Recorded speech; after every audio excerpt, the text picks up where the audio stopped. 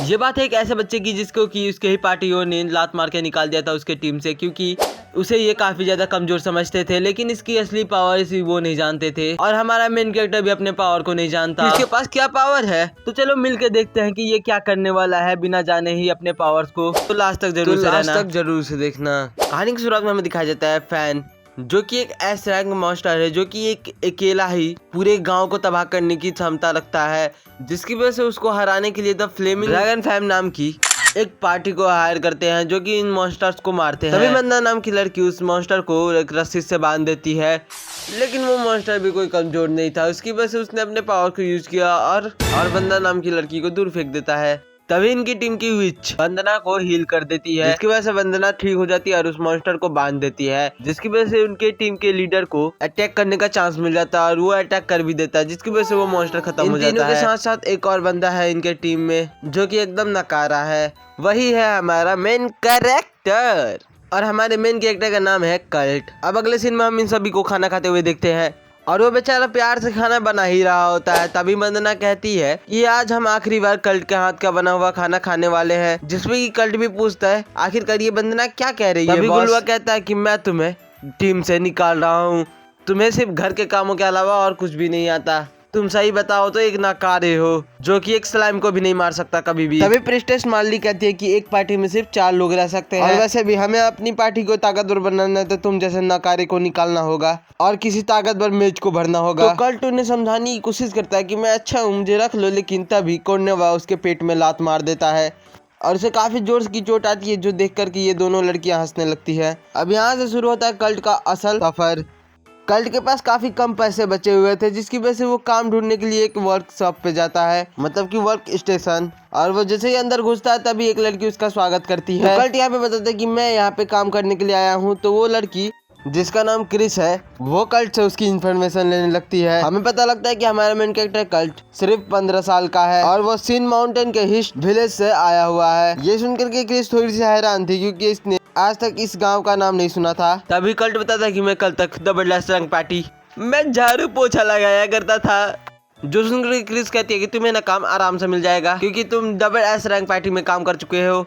अभी बस ये देखना बाकी है कि तुम्हारे पास क्या पावर्स है। और वैसे भी इस दुनिया में भगवान सभी लोगों के पास एक अलग अलग पावर देते हैं। सबसे पावरफुल है एसएसएस रैंक पावर। उदाहरण के तौर पे कम रैंक वाला बंदा तलवार से लोहे को नहीं काट पाएगा, वही पावरफुल बंदा जिसके पास बहुत ज्यादा पावर है, वो अपने तलवार का अटैक से लोहे को काट देगा आराम से। तो हमारे भाई की रैंक टेस्ट करी जाती है। रैंक टेस्ट करने के बाद हमें पता लगता है कि हमारे भाई की ये रैंक जी आ रही थी, सिर्फ भाई हमारा नल्ला है। तभी वो लड़की कहने लगती है शायद से तुम्हारे पास क्राफ्टमैन की काबिलियत हो, पर उसकी रैंक हम लोग अभी रिजेक्ट नहीं कर सकते क्योंकि मशीन हमारे पास है नहीं। तो हमारा मेन कैरेक्टर बताता है मेरे पास पैसे भी तो नहीं। तो क्रिस उसे एक बोरिया उठाने के लिए बोलती है, तो कल्ट एक बोरी उठाता है जो उससे उठ नहीं रही थी, एक ही उठाने में इसकी फट गई थी। तभी क्रिस देखती है और कहती है कि क्या शायद तुम कंस्ट्रक्शन में थोड़ी सी तो काम कर ही सकते हो। बताती है टाइकॉन के माइग्रेटेड एक फ्रंटियर टाउन है जहाँ पे की कंस्ट्रक्शन का काम चल रहा है, क्या तुम वहाँ पे काम करना चाहोगे। कल्ट यहाँ पे खुशी से कहता हाँ, अगले दिन में कल्ट वहाँ पे काम करने के लिए पहुंच जाता है। कल्ट को देख करके वो बंदा कहता है देखो बच्चे, मैं तुमसे सिर्फ एक ही बार कहूंगा तुम्हें कि ये सीमेंट जो दिख रहे हैं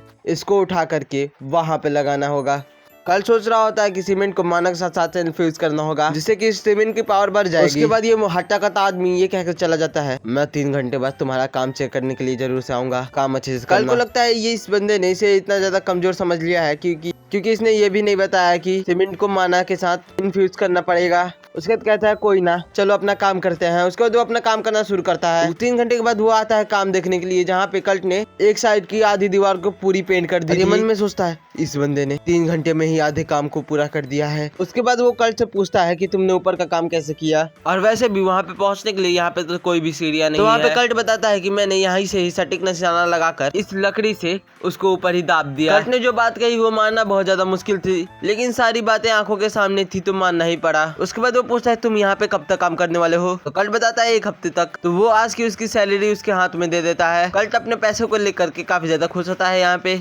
अब इसके बाद हमें दिखाया जाता है 3 दिन के बाद, जहाँ पे कल्ट ने पूरी दीवार को पेंट कर दिया था सीमेंट से, यही देख करके यहाँ के जितने भी लोग होते हैं वो काफी ज्यादा हैरान होते हैं कि 3 दिन के अंदर में इतना खतरनाक काम कैसे हो गया। और हट्टा कट्टा बंदा कल्ट को यहाँ से जाने के लिए कह देता है पैसे देके, क्योंकि ये काम मजदूरों के लिए था और यहाँ पे कल्ट ने अकेले ही सब काम को कर लिया, जिसकी वजह से दूसरे मजदूरों को देने के लिए कोई भी पैसे नहीं बचते। तो कहता है मुझे तुम्हारी पावर एस रैंक की नहीं, डबल एस रैंक नहीं, ट्रिपल एस रैंक की लगती है। वो पैसा देके चले जाते हैं। यहाँ पे बेचारे कल्ट को लग रहा होता है कि वो उससे सिर्फ पीछा छुड़ाना चाहता था, इसीलिए उसने निकाल दिया। उसके बाद हमें दिखाया जाता है वो कल्ट वापस वर्क स्टेशन पे आया हुआ होता है और क्रिस भी कुछ नहीं कर सकती थी क्योंकि इसके पास अभी भी मशीन नहीं आया हुआ होता है। तभी एक लड़की रिसेप्शनिस्ट के साथ काफी ज्यादा लड़ रही थी। इसकी वजह से क्रिस पूछती है आखिरकार हुआ क्या है, तो वो बताती है कि उसके काम में हाथ बटा सके। उस असिस्टेंट को तभी पैसे देगी जब इसका काम सफल होगा। और ये बताती है कि अगर इसने 1 हफ्ते में काम नहीं किया तो कुछ लोग इसके माउंटर पे कब्जा कर लेंगे, जिसकी वजह से वहाँ पे कहता है कि मुझे रख लो अपने साथ काम पे, मैं तुम्हारे अंदर में काम करने के लिए एकदम से तैयार हूँ। लेकिन वो लड़की इतने छोटे से बच्चे से काम नहीं कराना चाहती थी, लेकिन उसके पास कोई दूसरा चारा भी नहीं था, इसीलिए उसको ले ही लेती है। जिसके बाद की कल्ट उस मौत आर्मा के साथ जाने लगता है। तभी क्रिस अपने मन में सोचती है कि कल्ट कितना ज्यादा हैंडसम है और क्यूट भी, और साथ ही कितना प्यारा है उसका भाई। तभी उसकी कलीग बताती है कि कल्ट ने जहाँ पे कंस्ट्रक्शन का वर्क किया था उसका पेचेक आ चुका है और उस पेचेक में उसको 200 गोल्ड कॉइन मिले थे, जो देख करके क्रिस की तो यहाँ पे होश उड़ जाती है और इसी हैरानी की वजह से ये बोरियों के पास जाके गिर जाती है। तभी हमें पता लगता है ये बोरिया वजन उठाने के लिए नहीं है, ये बोरिया तो मैजिक पावर को चेक करने के लिए है। जिसके पास जितना ही मैजिक ज्यादा होगा उसके लिए वो उतना ही भारी होगा और जिसके पास कम मैजिक होगा उसके लिए उतना ही हल्का होगा। जैसे कि इसको क्रिस उठाती है तो उसको भारी तो लगता है, लेकिन उतना भी ज्यादा नहीं जितना कि कल्ट को लग रहा था। दूसरी ओर कल्ट यहाँ पे यूरिसिया के साथ था। अब यहाँ पे सांझ हो चुकी है, तो जिसकी वजह से यूरिसिया वहाँ पे एक टेंट लगाती है जहाँ पे कहती है कि दूसरी कोई जगह नहीं है सोने के लिए, तो तुम्हें भी मेरे साथ ही सोना होगा। जब कल्ट को पता लगता है कि यूरिसिया के साथ उसको साथ में सोना होगा एक टेंट में, तो वहाँ पे वो कहता है कि मैं इतनी खूबसूरत लड़की के साथ नहीं सो सकता, जो तो यहाँ पे यूरिसिया थोड़ी देर शर्मा जाती है खूबसूरत वर्ड। यहाँ पे कल्ट बताता है मैं दुनिया भर की कई जगह को घूम चुका हूँ, लेकिन तुम जैसी खूबसूरत लड़की को मैंने आज से पहले कहीं नहीं देखा। यूलिसिया बताती है कि मैं 10 साल से पहले से ही एडवेंचर ही कर रही हूँ और उसे नहीं लगता कि वो जरा सी भी प्यारी है। उसके बाद वो कल्ट के कुछ खाने के लिए देती है, जहाँ पे कल्ट कहता है कि मुझे बहुत दिनों के बाद किसी ने अपने हाथों का बनाया हुआ दिया है खाने के लिए, जिसकी वजह से मैं काफी ज्यादा खुश हूँ क्योंकि यूलिसिया ने उसे खाना दिया। अब इसके बाद ये दोनों एक साथ खाना खाने लग जाते हैं। हमें यहाँ पे पता लगता है कि इसके पुराने टीम मेंबर्स ने इसके साथ कभी बैठ कर खाना नहीं खाया। अब इसके बाद हमें दिखाया जाता है कि रात हो ही चुकी है और ये दोनों सो चुके होते हैं, जहाँ पे कल्ट की थोड़ी सी आँख खुलती है और वो देखता है यूलिसिया को, जो की अच्छी तरीके से नहीं सोई होती है, लेकिन वो सोते हुए काफी ज्यादा प्यारी लग रही होती है। कुछ और ही रीजन है, लेकिन फिर भी कल्ट अपने आप को कंट्रोल करता है और वहाँ से उठ जाता है। फिर हमें पता लगता है कि यूलिसिया यहाँ पे जानबूझ के अच्छी तरीके से सो रही थी कि वो कल्ट को टेस्ट कर सके कि वो भरोसे के लायक है या फिर नहीं, लेकिन उसे अब पूरा भरोसा हो चुका है कल्ट पे। अब यहाँ से सुबह होती है और हमें दिखाया जाता है कल का सीन, जहाँ पे कल्ट बाहर ही सो चुका होता है। तभी यूलिसिया नोटिस करती है उसके जैकेट में तो एक बटन टूटा हुआ था, लेकिन वहाँ पे अभी जुड़ा हुआ है। तभी कल्ट की आँख खुलती है। यूलिसिया पूछती है क्या तुमने इसे सिया है? कल्ट बताता है हाँ। इसके लिए यूलिसिया उसको थैंक्स कहती है। उसके बाद ये कहती है चलो अब काम करना शुरू कर देते हैं, हमें 1 हफ्ते के अंदर 10 गोल्ड कॉइन कमाने हैं। ये दोनों माइनिंग के बारे में सोच रहे होते हैं, लेकिन यहाँ यूलिसिया ने अच्छा जगह नहीं ढूंढा होता है माइनिंग के लिए और वो कहीं पे भी खुदाई करने के लिए रेडी हो चुकी है और कहीं भी खुदाई करने से इन्हें कीमती पत्थर नहीं मिलने वाले, जिसकी वजह से अब कल्ट ही अच्छी जगह ढूंढने लगता है और वहाँ पे कल्ट एक पत्थर को ढूंढता है जिसमें से क्रिस्टल निकल भी जाता है और यहाँ पे बस कुछ ही देर में बहुत सारे क्रिस्टल को यहाँ पे कल्ट इकट्ठा कर लेता है। अब यूलिसिया यहाँ पे पूछते हैं क्या अब हम इसे बेचने वाले हैं, तो कल्ट बताता है बिल्कुल नहीं, ये बहुत छोटे हैं इसीलिए इनकी कीमत बहुत ज्यादा कम होगी, इसीलिए पहले हमें इन्हें मैजिक क्रिस्टल्स में तब्दील करना होगा। यूलिसिया यहाँ पे कहती है कि पूरे किंगडम में ऐसे 10 लोगों से भी ज्यादा कम है जो कि क्रिस्टल को मैजिक क्रिस्टल में चेंज कर सके, लेकिन यहाँ पे कल्ट तो 1 ही सेकंड में इस क्रिस्टल को बना देता है मैजिकल क्रिस्टल। जहाँ पे यूलिसिया कहती है इतनी जल्दी एक छोटे क्रिस्टल को मैजिकल क्रिस्टल में चेंज करने के लिए एक घंटा लगता है और तुमने इतनी जल्दी कर लिया। और कल्ट को लग रहा होता है कि महान कल्ट मैन 1 घंटे तक इस क्रिस्टल को बना सकते हैं और ये अभी भी अपने आप को ऑर्डिनरी पर्सन समझ रहा है। अब शाम के वक्त यूलिसिया उन मैजिक क्रिस्टल्स को बेचने के लिए जाती है और कल्ट यहीं पे रुकने वाला है। बेचारा यहाँ पे कुछ काम करना चाहता है। अब यहाँ से जाते हुए यूलिसिया अपने मन में सोचती है कि ये कितना ज्यादा क्यूट है यार। अब यूलिसिया यहाँ पे बेचने आते हैं, तभी एक सैनिक पूछता है कि आखिरकार मैजिक क्रिस्टल किसने बनाए। तो यूलिसिया वहाँ पे एक बैच को दिखा देती है, जो देख करके वो गार्ड एकदम से शांत हो जाता है और उससे कोई भी सवाल नहीं पूछता। उस बैच का मतलब है कि यूलिसिया एक ऐसी एडवेंचरर है जो कि रॉयल फैमिली के अंडर में काम करती है। जिसके बाद यूलिसिया एक दुकान में आती है इन मैजिक क्रिस्टल्स को बेचने के लिए। इन्हें देख करके वो लड़की तो कहती है कि ये तो काफी ज्यादा नॉर्मल से दिख रहा है, लेकिन थोड़ी ही देर के बाद वो अंदर चली जाती है क्रिस्टल्स को लेकर के।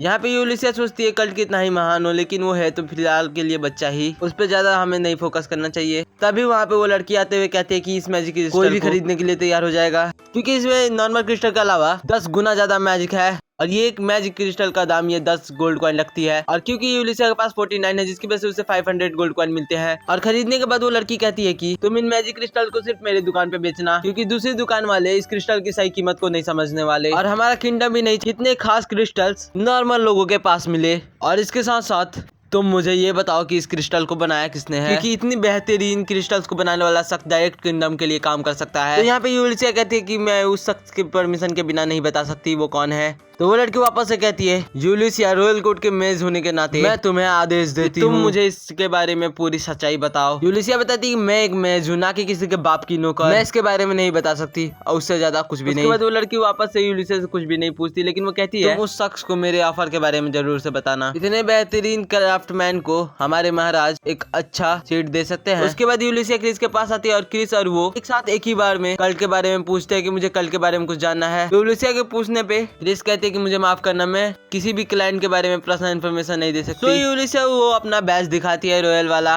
जो देख करके वो बताने लगती है कि पहले फ्लेमिंग ड्रैगन फैंग का पार्टी में से था, बट उन्होंने इसे निकाल दिया कमजोर कह के, और उसकी सारी रैंक जीजी थी। लेकिन वो ये देख के भी हैरान जाती है कि इसने जहाँ पे कंस्ट्रक्शन किया था उसका अर्निंग 200 गोल्ड कॉइन है। ये सब जानने के बाद यूलिसिया कहती है कि ये गोल्ड कॉइन्स भी कल्ट के खाते में ही डाल दो, क्योंकि ये भी उसकी मेहनत की है और मैं रॉयल मेज होने के नाते तुम्हें ये आदेश देती हूँ कि तुम कल्ट के बारे में और किसी को भी नहीं बताओगे। अब इसके बाद हमारी यूलिसिया जाती है अपने टेंट वाली जगह पे, जहाँ पर कि वो देखती है कि वहाँ पे एक छोटा सा घर बन चुका है। देख करके वो काफी ज्यादा हैरान होती है और वो कहती है कि तुमने एक दिन में ऐसे कैसे कर लिया।